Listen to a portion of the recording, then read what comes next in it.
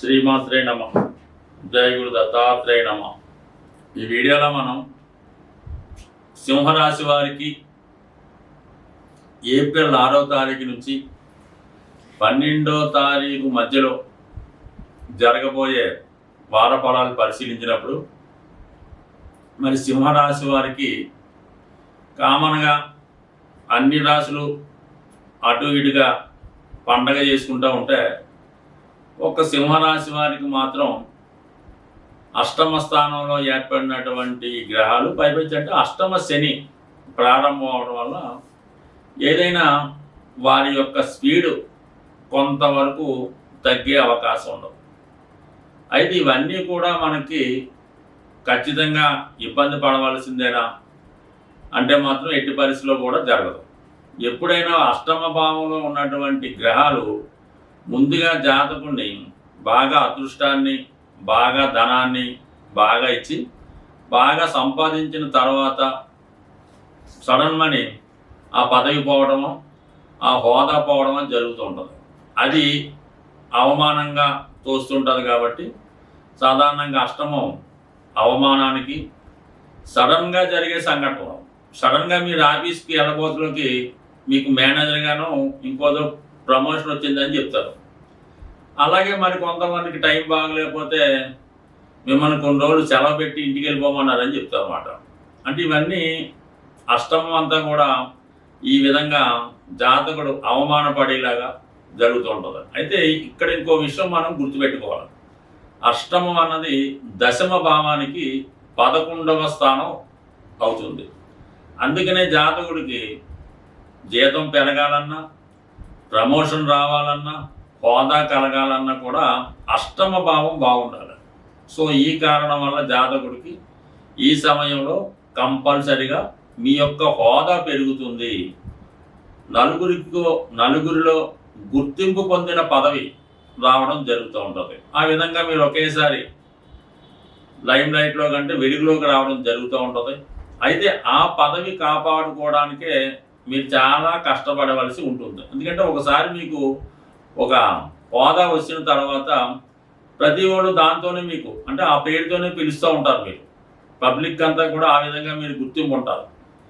ఏదో కారణం వల్ల పదవి పోయినప్పుడు ప్రాణం పోయినంత పని అవుతూ ఉంటుంది. అదే ఈ అష్టమ శని ప్రభావం. కాబట్టి మీరు నిర్భయంగా ఉండండి. మీకు వచ్చినటువంటి కొత్త పదవి, కొత్త బాధ్యతలు కంపల్సరీగా తీసుకోండి. అయితే దాన్ని నిలబెట్టుకునే ప్రయత్నంలో అందరినీ సాటిస్ఫై చేసే విధంగా సంతృప్తిగా, నిజాయితీగా ఉండడం వల్ల చాలా వరకు మీరు మంచి గుర్తింపు వస్తుంది.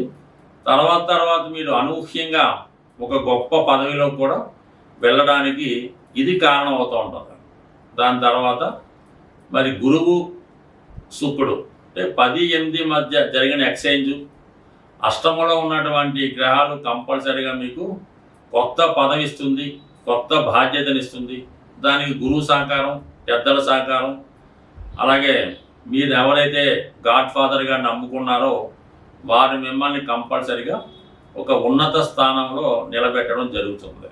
ఇక కుజుడు మీకు 12వ స్థానంలోకి ఈ వారంలోకి రావడం జరిగింది. అంటే ఇది మీకు ఈ భాగ్యాధిపతి 1000 స్థానంలోకి రావడం వల్ల ఎలా ఉంటుందంటే ఖర్చులు పెరుగుతాయి అన్నమాట. అంటే మీకు ఏదైనా పదవి రావడం వల్ల రావడం వల్ల అందరికీ బహుమతులు ఇవ్వడం, ఎవరి అవసరాలు వారికి తీర్చవలసి ఉంటుంది.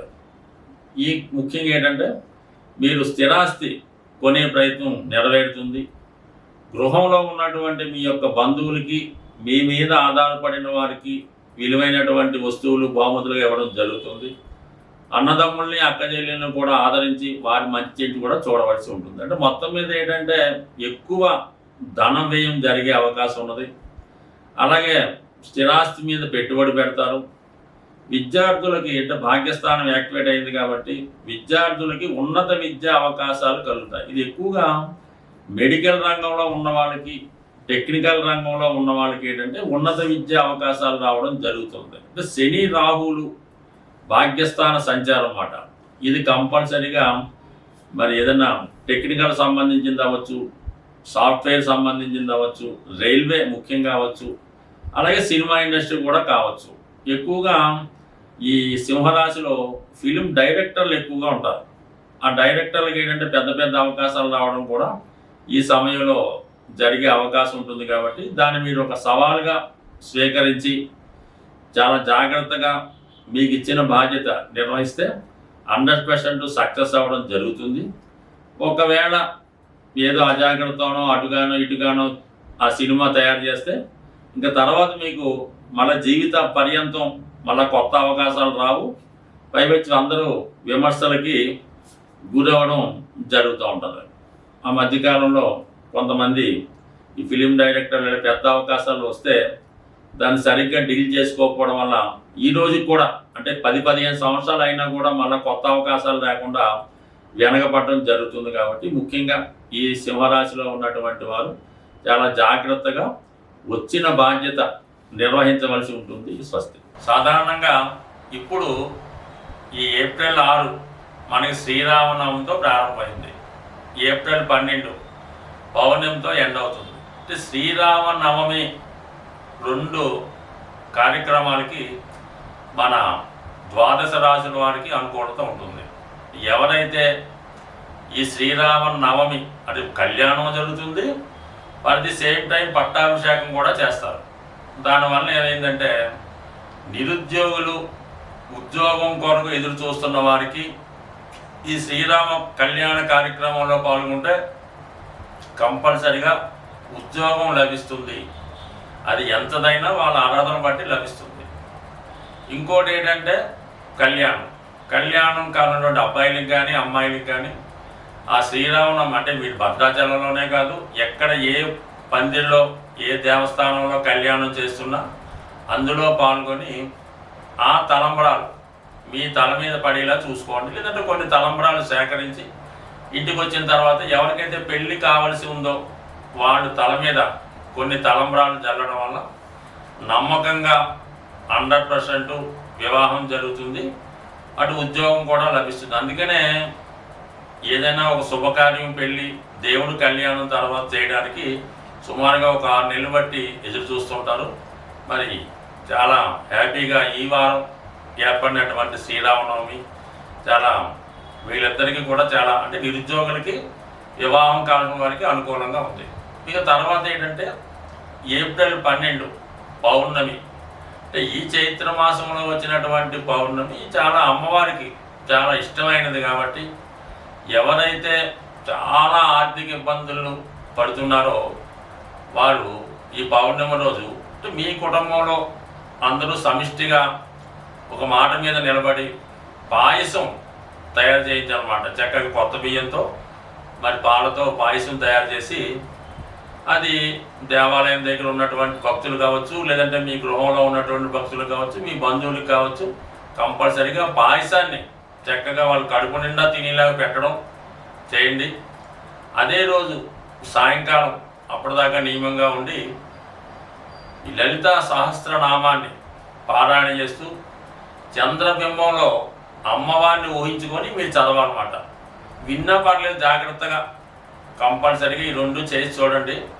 ఈ 2 నియమాలు మీరు నియమంగా చేస్తే 100% మీకు అటు వివాహం, అటు ఉద్యోగం, ఇటు ఆర్థిక సమస్యలు 100% తొలుగుతాయి. అంటే ఒక విషయాన్ని మీరు మీ కుటుంబంలో చాలా దీర్ఘకాలికంగా అప్పులు సమస్యలు ఉన్నాయి అనుకున్నప్పుడు ఆ కుటుంబంలో ఉన్న సభ్యుల మధ్య ఏకాభిప్రాయం లేదన్నమాట. అంటే ఒకరి మాట ఒకరికి వినకపోవడం, ఒకరికొకరికి పడకపోవడం ఇవి జరుగుతూ ఉంటాయి. ముఖ్యంగా భార్య భర్తను ద్వేషించడం ఇలాంటి కార్యక్రమాలు జరుగుతుంటేనే ఆ గృహంలో శుభకార్యాలు వాయిదా పడుతుంటాయి. అలాగే రుణాలు పెరుగుతూ ఉంటాయి అన్నమాట.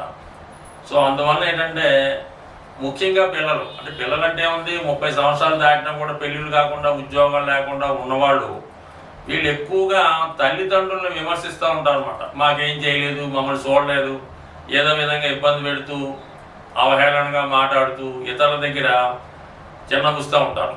ఇది చాలా పొరపాటు. మీ ఫాదరు మీ తండ్రి వాళ్ళు ఎటువంటి వారైనా అవ్వచ్చు, వారిని గౌరవించి వారి మాట వినడం ద్వారా మీరు ఏదైనా పని చేసినప్పుడు వాడితో చెప్పి చేయడం వల్ల కంపల్సరీగా మీ యొక్క జాతకంలో సూర్యుడు యాక్టివేట్ అవుతాడు, చంద్రుడు యాక్టివేట్ అవుతాడు. దీనివల్ల మీకు ప్రభుత్వ ఉద్యోగాలు లాంటివి రావడం, పెళ్ళిళ్ళు జరుగుతుంటాయి. సో ఏదైనా ఒక సమిష్టి నిర్ణయం, అందరూ కలిసి ఉండడం, ఇది కంపల్సరీగా చేసుకుంటే మీ కుటుంబంలో ఏ సమస్య అయినా కూడా 100% సాల్వ్ అవుతుంది. స్వస్తి.